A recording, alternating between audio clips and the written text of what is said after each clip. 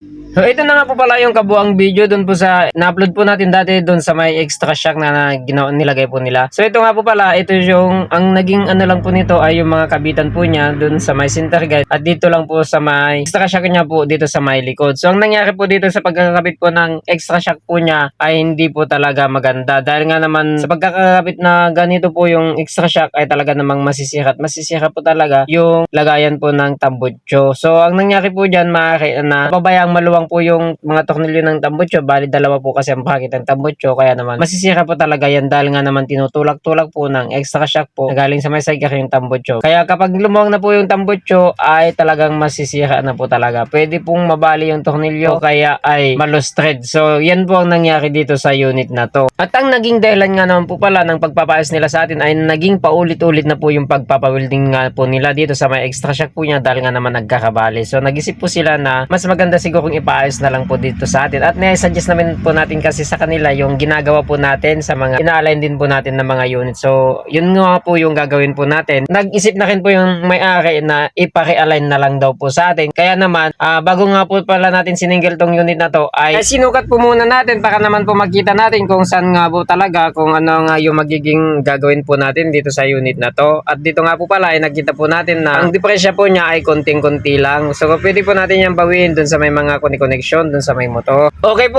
klaro po tayo. So makikita mo nyo po dito si video, ang sukat po sa harapan ay nasa 52.3 po siya. So klaro po tayo, 52.3 ang sukat niya po sa may parting harapan. At ito naman po yung nakita po natin na sukat dito sa may parting likod. Kung makikita nyo po dito, ang sukat po niya ay nasa 52.716 po siya. So kunting-kunti lang po talaga ang daging diferensya po niya. So naging diferensya niya mga boss ay ito po, nasa ano po siya, nasa 316 lang po ang naging diferensya po niya. At dahil nga naman po malit lang po yung diferensya po niya ay hindi na po tayo magre-realign dyan. Kung tutusin nga po sana ay pwede po natin ayusin dyan at sabihin po natin dun sa may-ari na realign po natin. Pero hindi po natin yun gagawin, hindi po maganda yun. Kaya naman po dito ay ang gagawin po natin dyan ay magpupukas na lang po tayo dito sa may connection po dito sa may extra shock po niya. So bali yung diferensya po niyang yun ay maayos na rin po natin dito sa may connection doon sa may kanya. Mamaya ipapakita po natin kung saan po natin siya pwedeng ayusin. At dito nga po pala ay kinailangan po natin talagang i-repeat po yung elbow po, yung pagkakalagay po ng elbow niya dahil nga naman hindi po may sasakto yung lagayan po ng mga tornilyuhan na dahil nga naman po naunat na po siya. Kaya naman nag-repeat pa po tayo dyan.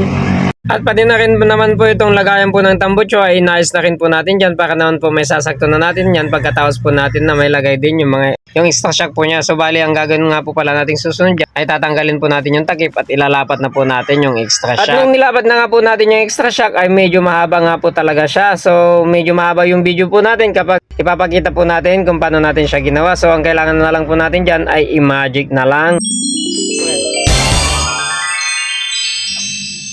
Yan, ayan na nga po siya, natapos na po. At isusunod naman po natin itong isa. Ganun din po ang gagawin natin para naman po hindi magtagal yung pong video po natin.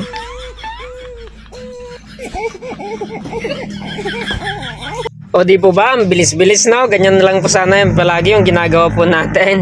At dito na nga rin po pala sa parting ito na po natin inayos po yung alignment. So nag-adjust na lang po tayo ng butas dyan para naman po mahabol natin yung kunting diferensya. At pati na rin nga po pala itong center guide, mamajigin na rin po natin yan. Ganyan na lang po sana talaga, kabilis ka-try mo ano. Medyo ipapas forward na nga po pala natin, no? So sa parting ito nga po pala ay nakabit na nga po pala natin ito na nga, pero naging problema pa rin po natin dito ay nung tapos na po tayo at isasalpak na po natin yung upuan ay ito na nga po talaga ang naging problema po natin na medyo mahaba po yung oras po natin.